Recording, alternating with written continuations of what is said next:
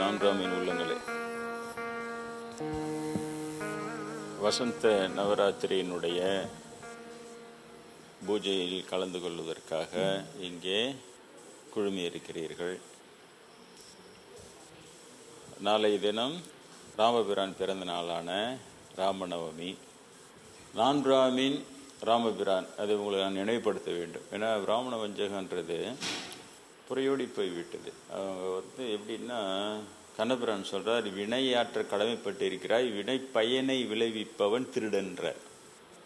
அந்த பிராமணன் கம்ப்ளீட்டாக அந்த வினை பயனை விளைவிப்பவன். அப்படின்னா அவன் பேசுகிற விதம், எழுதுகிற விதம் பார்த்தீங்கன்னா இவங்களெல்லாம் பிராமணன்றவன் நினைக்க வைக்கிறது.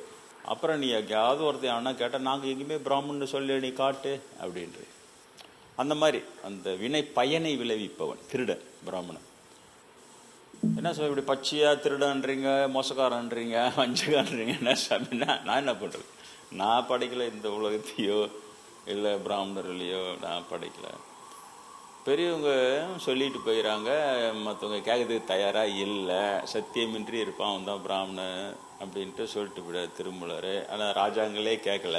என்ன ஆள் எடுத்து கருவறையில் விட்ட உடனே அப்புறம் அவர் என்ன போராட்டம் நடத்துவாரா, கொடி பிடிப்பார்? அதெல்லாம் ஒன்றுமே இல்லை. அரசர்கள் இந்த வேலையை செஞ்சு தொட்டு வேந்தர்களும் அழியான்ட்டு போனால் இது அழிஞ்சு போச்சு. பாகரம் தான் பொல்லா வியாதி வரனார், கொரோனா போச்சு, பஞ்சமும் மாமியார், இது வரப்போகுது. வரணுன்றது நம்ம எண்ணம் இல்லை. ஆனால் அதுக்கு முன்னால் திருந்தக்கூடிய வாய்ப்பு இருப்பதாக தெரியவில்லை. இப்போ நீங்கள் பஞ்சம் வரலை இன்னும். ஆனால் திருமூலர் வாக்குப்படி ஒன்று ஒன்றா நேகுது. பார்ப்பனே கருவறை பூஜை விட்டு இதெல்லாம் நடக்கும்னாரு, நடந்துக்கினே வருது பஞ்சம். சரி, முன்னெச்சரிக்கை நடவடிக்கை நாத்திகர்களை விடுங்க, நீங்கள் தான் ஆஸ்திகர்களாச்சு. முன்னெச்சரிக்கை நடவடிக்கை இப்போவே பார்ப்பனே கருவறை பூஜை விட்டு வெளியேற்றிட்டு நல்ல பக்திமான்கள் தமிழர்களை விட்டு பூஜை பண்ணி அந்த பஞ்சம் வராமல் தடுக்கலாம்ல.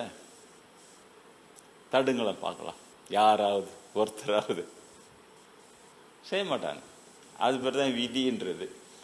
ஏன்னா சீர்கொண்ட நந்தி தெளிந்துடைத்தானே என்னார். நந்தி தேவர் சொல்லிட்டார், இவ்வளோதான் அவங்க விதி, இவ்வளோதான் அவனுக்கு பாப்பான் கருவறை போய் செய்வான், இதெல்லாம் நடக்கும் அப்படின்ட்டார். அதுக்கு அப்புறம் என்ன ஆகும்னு எனக்கு தெரியாது. ஒருவேளை அதற்கு பிறகு வீரபிரம்மேந்திரர்கள், ஆந்திராவோட வீரபிரம்ம, அவர் என்ன நடக்கும்ன்ட்டு அவர் சொல்லிட்டு போயிடுறார். நான் பிராமின், அது வேறு சொல்லி ஆகணும், இல்லைனா அவர் பிராமணன் டபக்குன்னு மாற்றி விட்டுருவாங்க. நான் பிராமின். அப்போ அவரும் ஒரு இடத்துல சொல்கிறாரு, பார்ப்பனன் பொருள் எடுத்து கொடுக்க சூத்திரன் கருவறை பூஜை செய்கிற நாள் ஒன்று உண்டுன்ட்டு போயிட்டார். அதுக்கு பிறகு புத்தி செஞ்சாலும் செய்யலாம். இது ஒருத்தன் இது நான் போட்டேன்னா இதுக்கு ஒரு பார்ப்போம், ஐயோன்றான், இது ஐயோவா அடப்பாங்களா. அதுக்கப்புறமா உலகம் அந்த மாதிரி அவங்கள அந்த பிரெயின் வாஷ் பண்ணி அவங்களே அந்த பார்ப்ப குருமார்கள் அவங்கள நம்ம ஒஸ்தி நீ ஒஸ்தி நீ ஒஸ்தி நீ ஒஸ்தின்னு வளர்த்து வச்சுறாரு. ஆனால் நடைமுறையில் அவன் மட்டம் காட்டிக்கினே இருக்கும். புரியுதா? அப்போ அந்த அறம்னு ஒன்று இருக்கிறது. அதுக்கு பேர் மாரல் கவர்மெண்ட்டுன்னு பேர். படித்தவர்கள் அதை பற்றிலாம் தெரிந்து கொள்ளுங்கள். மாரல் கவர்மெண்ட் ஆங்கிலத்தில் சொன்னாலும் சரி. மறந்தும் பிறன் கேடு சூழற்க சூழின் அறம் சூழும் சூழ்ந்தவன் கேடுன்னு இருக்கு இல்லையா திருக்குறள். அறம் சூழும், மறந்தும் மற்றவனுக்கு கெடுதி செய்யாத, செஞ்சுன்னா அறம் உனக்கு கெடுதி செய்யணும்னு சொல்லு. அறம்ன்றது தான் அதான் மாரல் கவர்மெண்ட். நம்ம சித்திரபுத்திரன் கணக்கு இருக்குது, அதெல்லாம் மேலே பார்த்துருந்தாங்கிறான் அப்படின்றதெல்லாம் இதில் வந்துடும். அப்போ அந்த அறம்ன்றது அது துல்லியமாக இதெல்லாம் செயல்படுத்தும். அதை தான் அவங்க சொல்லிட்டு போவோம், இந்த மாதிரி நடக்கும், இந்த மாதிரி நடக்கும் அப்படின்னு சொல்லிட்டு. அதுக்கு முன்னால் நம்ம என்ன பண்ணணும், சரி நம்மளுக்கு ஏன் அந்த நிலைமை வந்தது, பாப்பாவும் நுழைஞ்சான், புழுவுனா, அரசாங்க ஏமாத்தினா, பெண்களை அமுச்சு, பிராமண பெண்களை அமுச்சு தனக்கு தேவையான இதுவெல்லாம் நிறைவேற்றிக்கினா, கேட்டால் சாஸ்திரம் அப்படின்னு சொல்லிட்டு இது பண்ணிக்கினா, அது சாஸ்திரம்னா அந்த சாஸ்திரம் உண்மையிலேயே சாஸ்திரமா இல்லை பாமனை விட்ட மூத்திரமா அவனுக்கு தெரியல. திருமூலர் ஒருத்தர் தான் சொன்னார், வேற பெரிய அளவில் சொன்னதாக தெரியல. அப்போ அவங்க வஞ்ச விளையாட்டு விளையாடினே இருக்கிறான். அதனால் ஏன் அப்படி நடக்குதுன்னு தெரியல. உடனே கரெக்டாக அவன் எவ்வளோ டேலண்ட்டுன்றான்ல, பிராமண திறமைன்றது பாப்பம் முட்டுப்புள்ள திறமையாக இருக்குன்றாங்கள.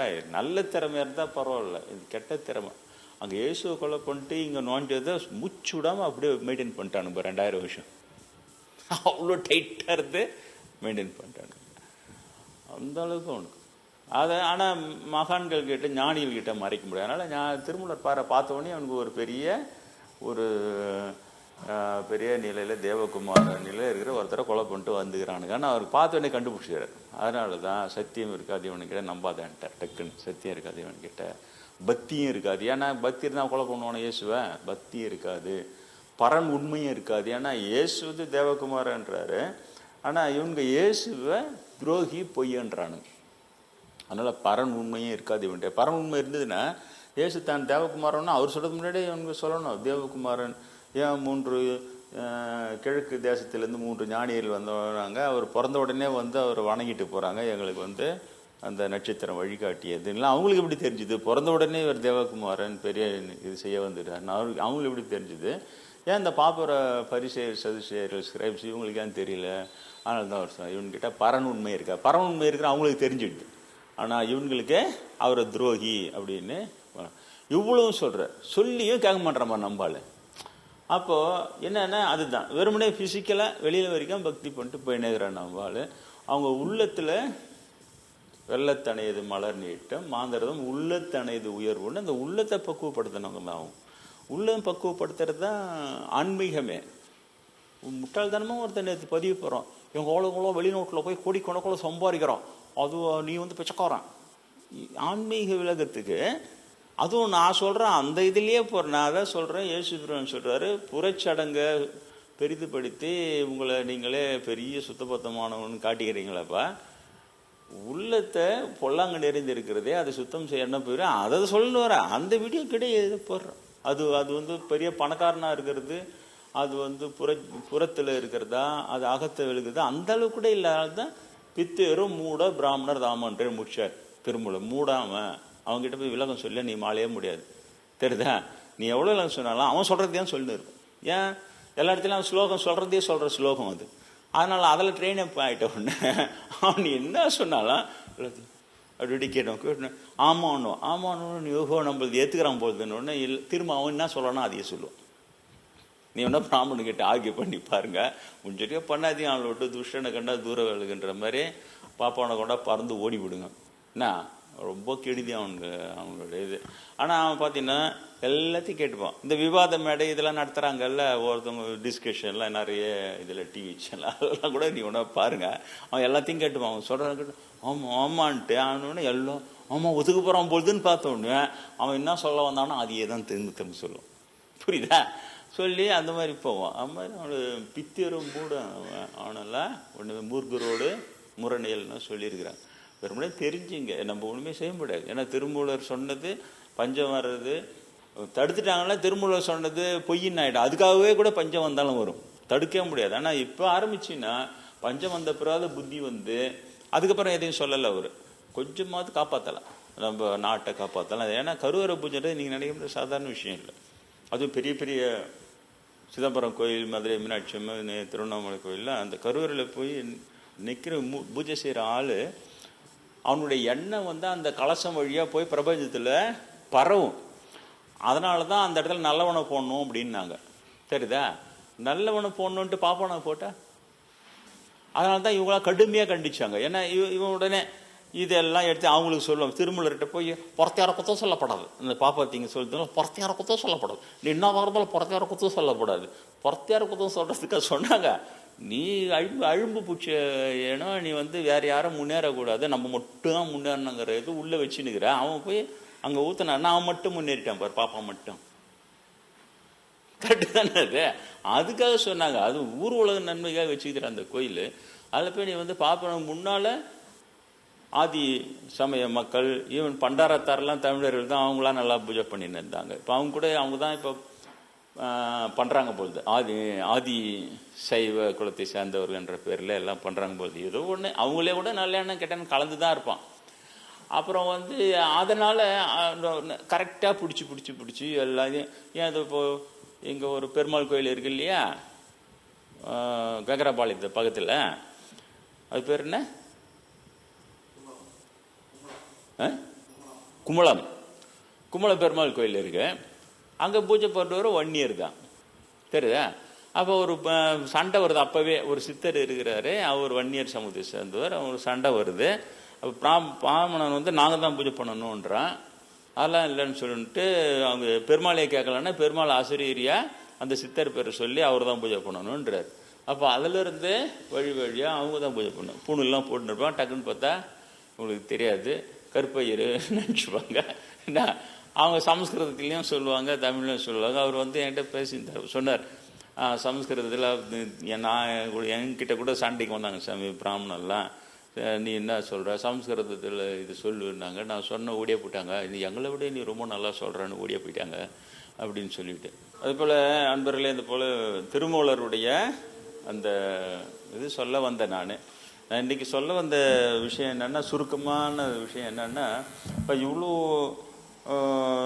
திருவிளையாடல்கள் அம்மை என்னுடைய வாழ்க்கையில் விளையாடி இருக்கிறாங்க, இன்னும் விளையாடி கொண்டு இருக்கிறார்கள். இதுக்கு பேசிக்கு காரணம் நான் உங்களுக்கு சொன்னது தான். நான் எந்த மந்திரம் போகிறதோ சக்கரம் போகிறதோ யந்திரம் போகிறதோ ஒன்றுமே கிடையாது இல்லையா. ஜபம் தியானத்தோட நான் வந்து நின்று இருக்கிறேன். ஆனால் ஏன் அன்னை வந்து அவ்வளோ அன்பாக வராங்க அப்படின்னா, இங்கே நான் உங்களுக்கு தெரிஞ்சதான் வளவனூரில் தான் நான் வளர்ந்தேன். அப்பா சேஷன் மாஸ்டருக்கு ரயில்வே குவார்டர்ஸில் தான் வளர்ந்தோம், எல்லாம் பண்ணோம். ஒரு பெரிய பணக்காரங்க இல்லை நாங்கள், ஆனால் ஏழைங்களும் இல்லை. அவருடைய சேஷன் மாஸ்டர் சம்பளம், அது இல்லாமல் தாத்தாவோட நிலப்புலம் இருந்து அதுலேருந்து அரிசிலாம் வரும். அதனால் இது இல்லாமல் அப்படியே இருந்தது. அதனால் இந்த ஏழ்மை பற்றி தெரியவே தெரியாது எங்களுக்கு ரொம்ப. அது இந்த பக்கம் வந்து ஏரிக்கரை இதில் இருக்கிறவங்க அவங்க அந்த பசங்க வருவாங்க, விளையாடுவாங்க எங்கள் கூட. அப்புறம் அம்மா அவங்களுக்கு உதவிலாம் செய்வாங்க. இன்னும் அவங்க நன்றியாக இருக்கிறாங்க. அம்மா தான் அரிசி கொடுத்து அனுப்புவாங்க. அங்கே ஒரு விளையவே மூட்டையாக அரிசி வந்துடும். அதனால் சாப்பாடு கஷ்டமாக இருக்கும்போதெல்லாம் அம்மா தான் அரிசி கொடுத்து அனுப்புவாங்கன்னு இன்னும் நன்றி நினைப்பாங்க அவங்க. அவ்வளோதான் இருக்குமே தவிர ரொம்ப ஏழ்மையோ ரொம்ப இதுவோ தெரிஞ்சதில்லை. அதுக்கப்புறம் டிப்ளமா குவாலிஃபிகேஷனில் திருவண்ணாமலையில் நான் போய் வேலை செய்கிறேன். சிவில் இன்ஜினியரிங்கில் எஸ்எஸ்எஸ் ஸ்கீமில் போய் சேர்றேன். இப்போ ஆஃபீஸில் தான் சேர்றேன் நான். அதுக்கு முன்னாடி சென்னையில் ப்ரைவேட்டில் கான்ட்ராக்டர்கிட்ட சைட் இன்ஜினியரெல்லாம் அப்படி இருந்தது. கவர்மெண்ட் ஜாப்னவே சரின்னு அதில் போய் சேர்றேன். அப்போது ஆஃபீஸ் ஒர்க்காருக்கு ஒரு நாள் எங்கள் ஏடி அசிஸ்டன்ட் டிவிஷனல் இன்ஜினியர் என்ன சொன்னார், நாளைக்கு வந்து சண்டே தானே, லீவு தான், ஜமீன் கூடலூரில் நம்ம ஸ்கீமில் ஒரு ஸ்கூல் பில்டிங் நடக்குது, காங்கிரீட் போடுறாங்க, நீ வாயப்பா அப்படின்னார். சும்மா ரிலாக்ஸ்டாக வந்துட்டு சைட் ஒர்க்கு கொஞ்சம் அப்படி பார்த்துட்டு வாயேன் அப்படின்னாரு. சரி சார் வரேன்ட்டு அப்புறம் நாங்கள் ஆஃபீஸு ஸ்டாஃப் எல்லாமே போயிருந்தோம். அதுக்கு போனால் அப்புறம் காங்கிரீட்லாம் போட்டாங்க. எனக்கு ஏற்கனவே சென்னையில் சைட் ஒர்க்கு எக்ஸ்பீரியன்ஸ் நிறைய இருக்குது. சும்மா லைட்டாக அப்படி பார்த்துக்கினே எப்படி பண்ணுறாங்க அப்படின்னு.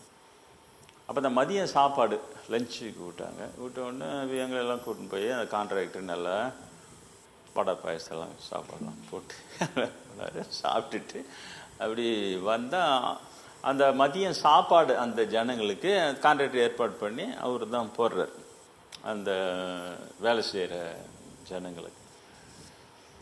அப்போ நாங்கள் சாப்பிட்டுட்டு வந்து அங்கேருந்து பார்க்குறோம். பார்த்தா அந்த ஜனங்களில் முக்கால்வாசி பேர் வந்து அந்த டவல் இருக்குல்ல, அந்த சாப்பாடை வாங்கிறதுக்கு டவலை வந்து அக்கில் ஒரு மணி இப்படி இது பண்ணிக்கினே இந்த பக்கம் விரிச்சிக்கின்னு அந்த டவலில் அந்த ஆத்ம கப்பில் அடித்து போடுறப்பில் அப்புறம் எல்லாருக்கும் போட்டு முடிச்சோடனே கொஞ்சம் இருக்குது. அப்போ அதுக்கு சொல்ல, சாரே அதுதான் மீதி இருக்குது, ஏன் வீணாகர் எங்களுக்கு கூட அப்படின்னு. அதெல்லாம் கொடுக்க முடியாது.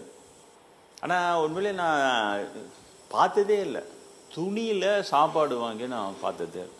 அப்படியே எடுத்துன்னு போகுதுங்க, அது துணியிலேயே வச்சுக்கின்னு அப்படியே உக்காந்துக்கின்னு அந்த துணியில் இருக்கிறது அப்படியே எடுத்து சாப்பிடுது. என்னால் அதை உண்மையில ஜீரண ஒரு அதிர்ச்சி வைத்தியம் மாதிரி ஆகி போச்சு. எனக்கு ஷாக் ஆகிட்டு. நான் இதுவரையும் நான் மாதிரி பார்த்தேன். மனுஷங்க வந்து சாப்பாடை துணியில் வாங்கி அந்த துணியில் வச்சு சாப்பிட்றதுன்றது எனக்கு ஒரு பெரிய அதிர்ச்சி ஆகிடுச்சு. இப்போ அதை கேட்டேன், என்ன உங்களுக்குலாம் ஒரு தட்டு கூட இல்லையா அந்த சாப்பாடை வாங்கிறதுக்கு அப்படின்ட்டு கேட்டவுடனே, என்ன சார் இது எங்கள் ஊரில் இருந்ததே 2 தட்டு, அது எங்கள் பசங்க 2 பேரும் அவனுக்கு வாங்கினு அதில் சாப்பிட்றானுங்க, அப்போ எங்கிட்ட வேறு என்ன இருக்குது, நாங்கள் துணியில் தான் வாங்கினோம். அது எனக்கு ரொம்ப அதிர்ச்சி ஆகிடுச்சு. என்னால் ஜீரணிக்க முடியல. இப்படி ஒரு ஏழ்மை, ஒரு சாப்பாடை ஒரு தட்டில் கூட வாங்கி சாப்பிட முடியாத அளவுக்கு ஒரு ஏழ்மை நான் நினச்சி கூட பார்க்கல. ஜமீன் கூடலூர்னு இந்தியாவிலேயே பெரிய மாதா கோயில் 2 அதில் அது ஒன்றா பெரிய மாதா கோயில் கட்டிக்கிறான். எல்லா ஏழைங்களுக்கும் கிறிஸ்டியனை மாற்றி வச்சுக்கிறான். ஒன்று மார்ட்டின்னு லூதர்னு பேர் மட்டும் கிறிஸ்டியன் பேராகுது.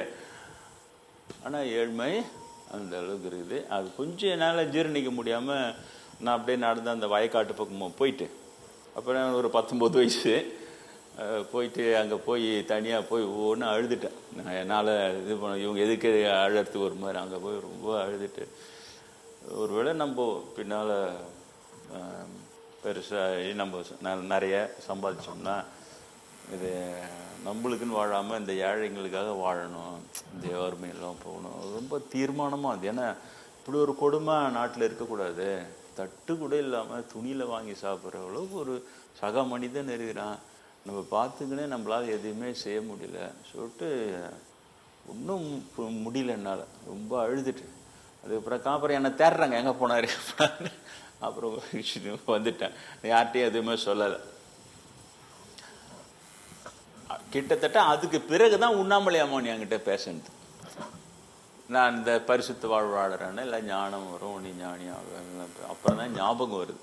அப்போது அது முன்னாடி இருந்து இங்கே இந்த வழி நடத்துகிறாங்க, இங்கேருந்து எல்லாத்தையும் கொண்டு வராங்க. இருந்தாலும் அவங்க இன்னும் அந்த அம்மை நம்ம அதிகமாக நெருங்கிறதுக்கு ஒரு ஆக்சஸ் எதுவாக இருக்குதுன்னா நம்மிடம் இருக்கிற பிறருக்கு மேலே இருக்கிற அந்த அன்பு கருணை, அதுதான் அவங்களுக்கு அதிகமான தகுதியாக தெரிகிறது.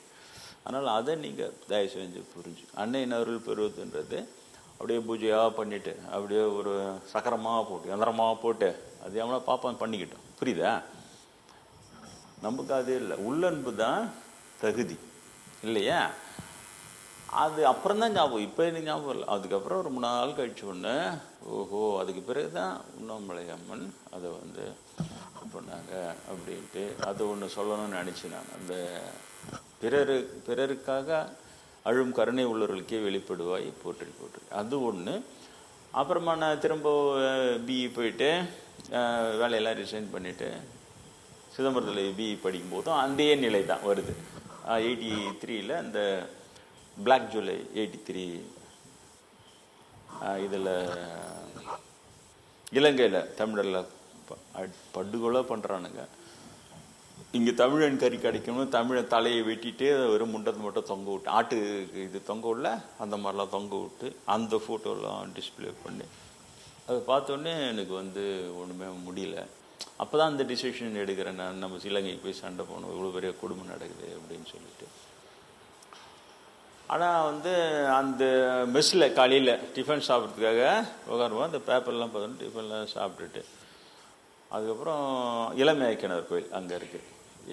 சிதம்பரம் கோயிலுக்கும் எங்கள் மேன்ஷனுக்கும் நடுவில் அந்த கோயில் இளமையாக்கினார். திருநீலகண்டர் இது நடந்ததில்லை, திருநீலகண்டரை இளமையாக்கினார். அவங்க முதுமை இதை மூழ்கி எழுந்தோடனே இளமையாக்குறாங்கல்ல, அதனால் இளமையாக்கினார் கோவில் அது.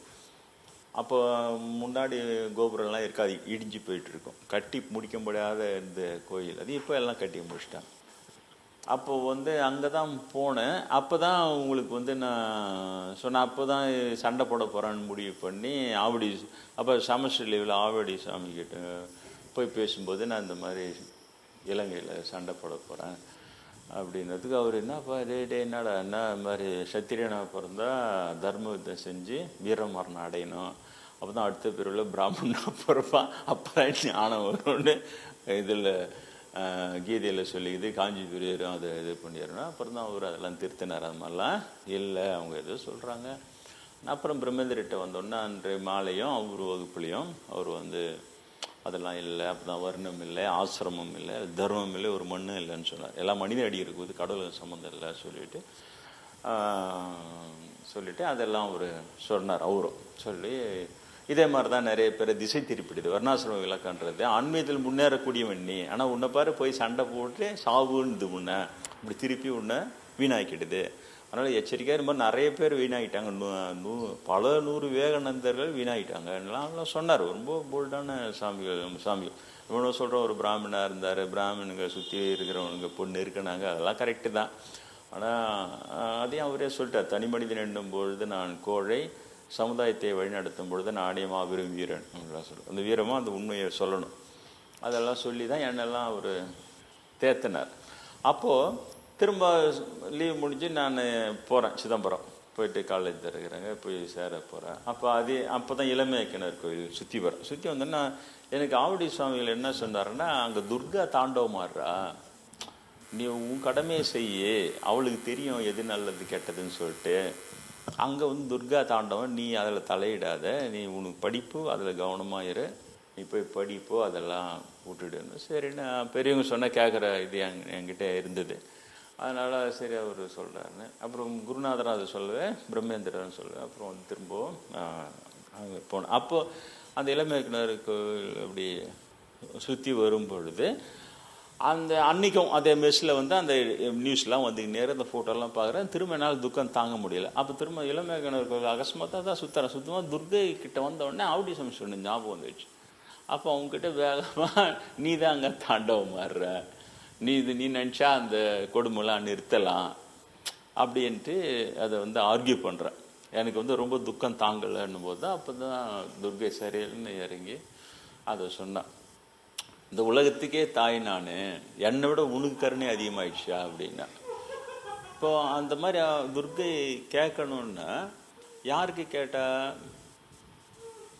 நான் எனக்காக ஆர்கியூ பண்ணல, துர்கை கிட்ட.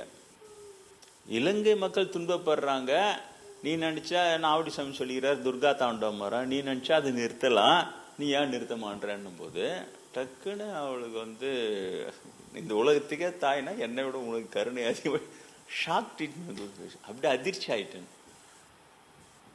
என்னடா இது? ஏன்னா அது உண்மை தானே, அந்த அவங்க சொல்ற ஸ்டேட்மெண்ட் உண்மை தானே. நம்பதோ இப்போ நான் நேற்று போனோம், நாளைக்கு சித்திர போகிறோம். ஆனால் அவங்க என்னைக்கே இருக்கிறவங்க துர்கை தேவியில். அது மாதிரி இவ்வளோ வருஷமா 1000 வருடமா இருக்கிற அந்த துர்கை கிட்ட போய் நீ தான் கருணை நினைச்சா நிறுத்தலான்னா அப்போ அவங்களோட நம்ம பெரிய கருணை கொத்த மாதிரி ஆயிடும்ல. கரெக்டாக தான் சொல்கிறேன். அதிர்ச்சி, ஷாக் ஆயிடுச்சு. அடுத்த செகண்ட் அதோட நிறுத்தாமல் அப்போ தான் அந்த மனசு தானே துக்கப்படுது, அந்த மனசு புடுங்கி வெளில அடிச்ச உடனே அந்த மனசு காலியாகி போச்சு. ஏன்னா துக்கப்படுறேன் நான். வெறுமனே விளக்கம் கூட பாப்பான்னா வெறும் விளக்கமாக கொடுத்துட்டு காசு வாங்கிட்டு போயின்னு இருப்பான். வெறும் விளக்கம் கொடுக்குறவள அம்மையவ. அதனால அவன் உண்மையிலேயே அழுகுறான், உண்மையிலேயே அவன் துக்கப்படுறான்னு ஒன்று அதை புட்டிங்கி வெளில வீசுற அடிச்சோன்னா மனசு உள்ள அப்படி காலியாக, மனசு இங்கே தானே இருக்கான், அந்த துக்கப்படுறதுங்க தானே பண்ணான், காலி ஆயிடுச்சு. என்னடா இது, நான் செயற்கை எவ்வளோ ட்ரை பண்ணாலும் என்னால் துக்கப்படவே முடியல. திரும்ப சிரிச்சா, நான் எனக்கு அந்த அனுகிரகம் பண்ணிட்டோன்னா அவளுக்கு அது சிரிப்பாக இருக்குது, சாதாரண விளையாட்டாக இருக்குது. இப்போ நான் யாருன்னா நினச்சேன் என்கிட்ட சாமின்ட்டு துக்கமாக என்ன சொன்னேன், நான் மனசை பிடிங்கி விசிறி அடிச்சேன்னா பரவாயில்ல, என்னால் அந்த கெப்பாசிட்டி எனக்கு. ஆனால் அம்மையை அடிக்கிறேன் ஆக்சுவலி எனக்கு மொத்த கவனமும் அது மேலே திரும்பிடுச்சு. என்னடா இது மேலே அப்படின்னு சொல்ல அப்போ தான் அந்த ஒரு வரம் கொடுத்தேன். நான் கேட்கவே இல்லை, அவளே கொடுத்தா ஒருவனுக்காக உலகையே ஆட்டி படைப்பேன்னு சொல்லிட்டு மாறிட்டேன். ரொம்ப ஆச்சரியமாக இருக்கும். நான் கேட்ட வரல, அவளே கொடுத்தா. ஏன்னா பிறருக்காக அழும் அதனால தான் அந்த பிறருக்காக அழும் கருணை உள்ளவர்களுக்கே வெளிப்படுவாய் போட்டு அதுக்கப்புறம் திரும்ப அந்த மெஸ்ஸு கடகடன்னு ஓடி போய் அதே பேப்பர் எடுத்து அந்த ஃபோட்டோ கிட்டெல்லாம் எடுத்து பார்க்குறேன், துக்கமே வரல. ஏன் துக்கம், சுகம் துக்கம் ரெண்டுத்தையும் அனுபவிக்கிறது அந்த மனம். அந்த மனம் இல்லை, இப்போ காணாமல் போயிடுச்சு. ஆஹா, அதுக்கப்புறம் தான் சித்தர்கள் இதில் எல்லாம் மனமற்ற மஞ்ஞானின்றதும் இல்லையா, சித்தியெல்லாம் பெற்றாலும் சினம் இருக்க கற்றாலும் மனம் இருக்க கல்லாருக்கு வாயன் பராபரமே, மனம் இறந்துடணும், மனம் இருக்கக்கூடாது, அவன் தான் ஞானி. அதெல்லாம் அப்புறம் தான் படிக்கிறேன். எனக்கு தியரி படிச்சுட்டு ப்ராக்டிஸ்லாம் வந்ததே கிடையாது. எடுத்த உடனே அனுபவம் கொடுத்துரும், அதுக்கப்புறம் பார்த்தா பழைய இதில் அந்த அனுபவங்களுக்கு சாட்சி அங்கே இருக்கும். அதுதான் சொல்ல வரேன். அப்போது இவ்வளோ பெரிய நிலை. அதுக்கு பிறகு ஒரு இரண்டு பேர் இங்கே பெரிய தமக்கையார் நாளைக்கு வரப்போகிறாங்க. அவங்களும் அதே மாதிரி என்னுடைய தந்தையாருடைய இறுதி சடங்கு காலத்துக்கு நான் போயிருந்தப்போ அப்போ மறுநாள் சொன்னாங்க, நான் இவ்வளோ கோபமாக இருந்தேன், இவ்வளோ படிச்சுட்டு எதுவும் சம்பாதிக்காமல் குடும்பத்தை இது பண்ணாமல் இந்த மாதிரி இருக்கிறானேன்னுட்டு. ஆனால் நேற்று பார்த்தேன், அப்பா செத்துட்ட அந்த கஷ்டமே எனக்கு தெரியவே இல்லை. திடீர்னு என்னமோ நான் சின்ன 10 வயசு பொண்ணு மாதிரி எந்த கவலையும் இல்லாமல் ஃப்ரீயாகிறே, என்னால் ஒன்றும் நம்பவே முடியல. அப்போ தான் ஓஹோ, ஒரு சாமியார் இருக்குவே, அவரோட ப்ரெசன்ஸில் நம்மளுக்கு துக்கம் வர மாட்டேங்குது, சொல்லிட்டு ஒரு வாரம் லீவ் போட்டு வந்து தங்கிட்டாங்க.